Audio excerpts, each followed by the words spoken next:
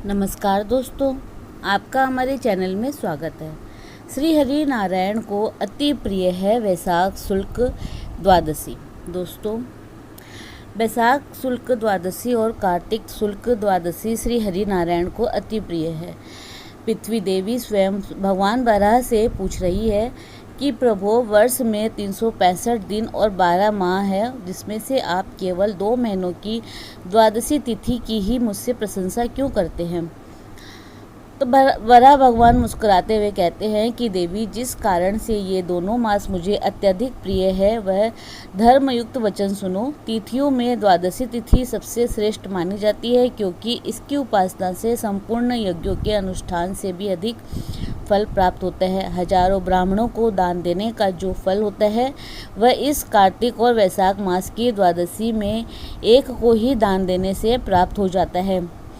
कार्तिक शुक्ल द्वादशी को भगवान नारायण निद्रा से उठते हैं, जबकि वैशाख शुक्ल द्वादशी को सर्वशक्ति संपन्न हो जाते हैं और वैशाख शुक्ल एकादशी को निकलने वाले अमृत की रक्षा करते हैं, जिससे कि त्रयोदशी को देवताओं को इसका पान करा सके।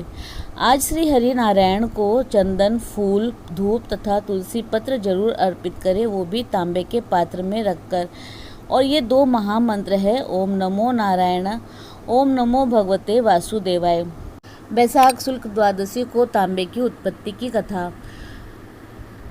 वैशाख शुक्ल द्वादशी, जो कि भगवान विष्णु के लिए अति विशेष है, पुराणों में इस दिन का विशेष महत्व वर्णित है। पुराणों में यहाँ तक बताया गया है कि नारायण की पूजा के लिए कार्तिक शुक्ल द्वादशी तथा वैशाख शुक्ल द्वादशी के समान कोई दिन नहीं है।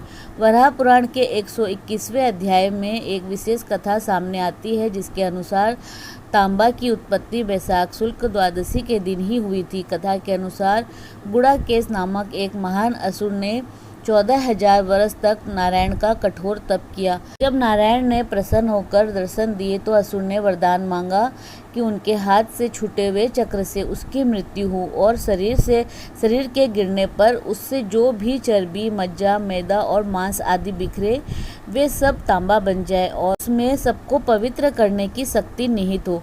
भगवान विष्णु ने तथास्तु कह के ये वरदान दे दिया। उसके बाद वैशाख शुक्ल द्वादशी को नारायण के चक्र से विदीर्ण होकर गुड़ाकेश नारायण में ही लीन हो गया और उसके मांस से तांबा उत्पन्न हुआ।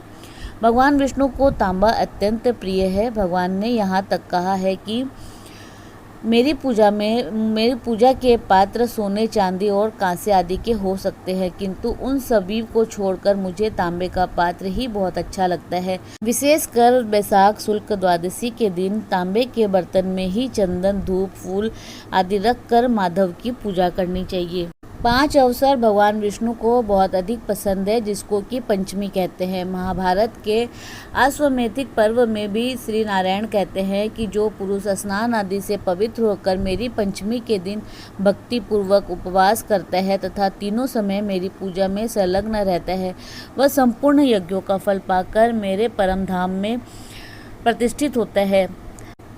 नरेश्वर, अमावस्या और पूर्णिमा, ये दोनों पर्व, दोनों पक्ष की द्वादशी तथा श्रवण नक्षत्र, ये 5 तिथियां मेरी पंचमी कहलाती है, जो कि मुझे विशेष प्रिय है। पद्म पुराण की कथा के अनुसार एक चांडाल प्रत्येक द्वादशी को श्री हरि नारायण को कमल अर्पित कर पूजा करके जन्मांतर में राजा बन गया। वराह पुराण के 121वें अध्याय में एक अति विशेष कथा के अनुसार वैशाख शुक्ल द्वादशी को तांबे की उत्पत्ति हुई थी। स्कंद पुराण के वैष्णव खंड में वैशाख शुक्ल द्वादशी को समस्त पाप राशि का विनाश करने वाला बताया गया है। साथ ही वैशाख शुक्ल द्वादशी में किए गए पुण्यों को अक्षय फल देने वाला बताया गया है। दोस्तों, इसी प्रकार और भी रोचक जानकारी के लिए आप हमारे चैनल को लाइक, शेयर व सब्सक्राइब करें। हमारे चैनल में विजिट करने के लिए धन्यवाद।